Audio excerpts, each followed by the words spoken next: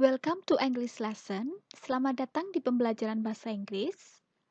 Today's lesson we are going to talk about filling out the form.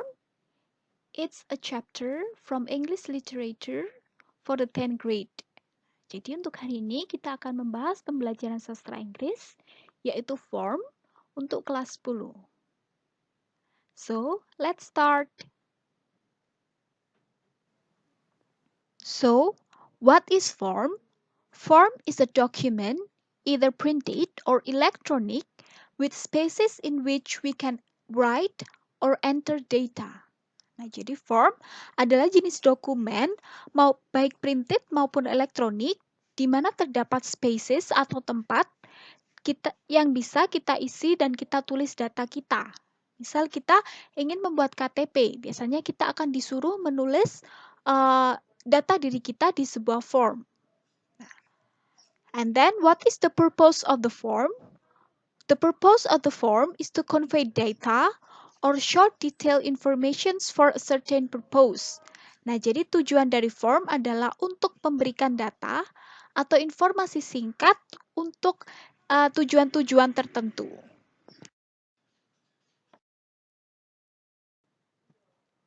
Now we continue to the characteristic of forms. Nah, apa saja ciri-ciri form? Yang pertama adalah less to write, the spaces are limited. Nah, jadi kita tidak perlu menulis banyak karena tempat yang disediakan juga terbatas. Misal kita hanya disuruh menulis nama, kita hanya disuruh menulis NIK. Jadi tempatnya atau tempat di form itu terbatas dan kita tidak usah menulis banyak. Yang kedua, clear instruction. The instructions are simple. Nah, jadi di dalam form instruksinya sangat jelas dan juga simple. Sederhana. Misal hanya ditulis nama. Nah, jika di form itu ada tulisan nama, maka instruksinya kita disuruh menulis nama kita. Di situ instruksinya tidak perlu panjang seperti tulis nama kalian, tapi hanya ditulis nama. Seperti itu. Itu yang disebut dengan clear instruction dan juga simple. Number 3 is uniformity. Similar form are applied for specific purposes. Nah, jadi misal kita pergi ke sebuah bank, kita ingin deposit atau kita ingin menabung. Nah, form yang diberikan oleh bank kebanyakan rata-rata sama. Meskipun bentuknya atau warnanya berbeda, namun isi dalam form tersebut biasanya sama. Itu yang disebut dengan uniformity. Jadi beberapa form memiliki isi yang sama untuk tujuan yang sama juga. Nomor 4 adalah simpler task. Form enable people to collect and distribute data easily. Nah, di sini biasanya kita juga waktu sekolah kita disuruh mengisi data siswa. Nah, misalnya nama orang tua dan sebagainya. Kita disuruh menulis form di situ. Nah, jadi form di sini mempermudah kita dalam mengambil data yang kita perlukan. So that is the characteristic of the forms. Now, to the kinds of form. Nah, jadi sebenarnya banyak sekali jenis form dan di sini akan didiskusikan hanya beberapa jenis form yang sering kita temui. The first one, it's a deposit form. Nah, apa itu deposit form? Deposit form adalah form yang kita gunakan ke bank jika kita ingin menabung. Nah, di sini ada beberapa hal.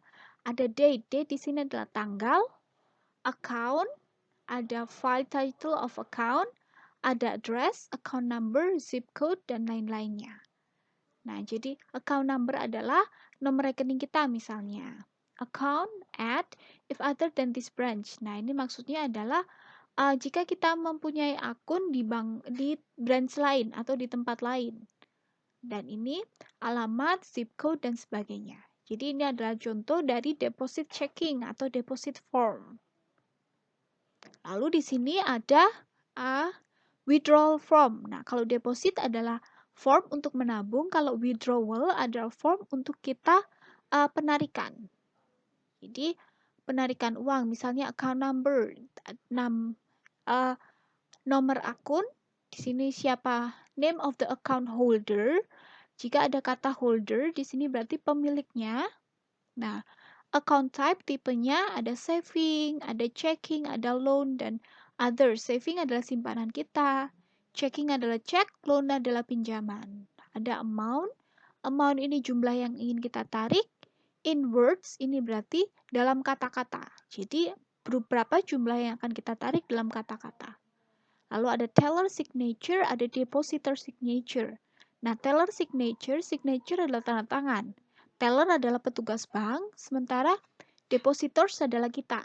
Jadi depositor signature ini berarti tanda tangan kita. Ini adalah dua jenis yang sering kita temui, dua jenis form, yaitu deposit and also withdrawal.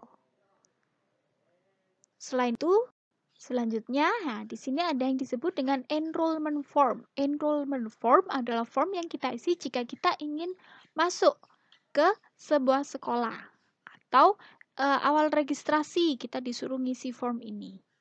Nah, di sini biasanya yang perlu diperhatikan adalah ada kata last name, first name, atau middle name.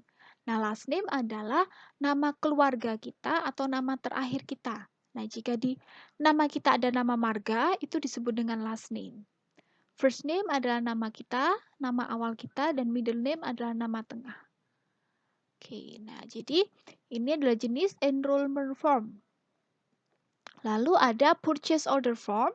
Purchase order form adalah form yang kita gunakan jika kita ingin memesan sesuatu.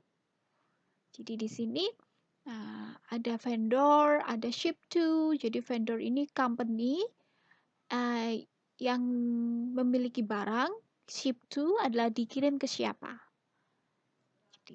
Okay, so that's an example of a form. There is a withdrawal, deposit, enrollment, and purchase order form. Nah, itu adalah jenis-jenis contoh dari form yang sering kita temui.